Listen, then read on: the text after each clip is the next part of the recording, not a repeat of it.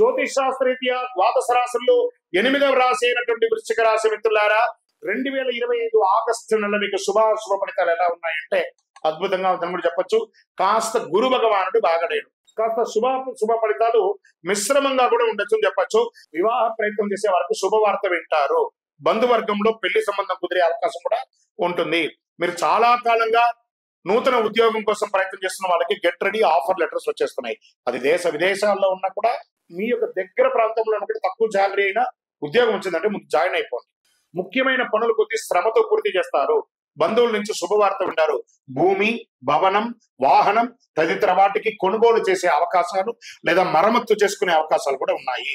విద్యార్థులు ఉత్తమ ఫలితాన్ని పొందే అవకాశాలు ఉన్నాయి.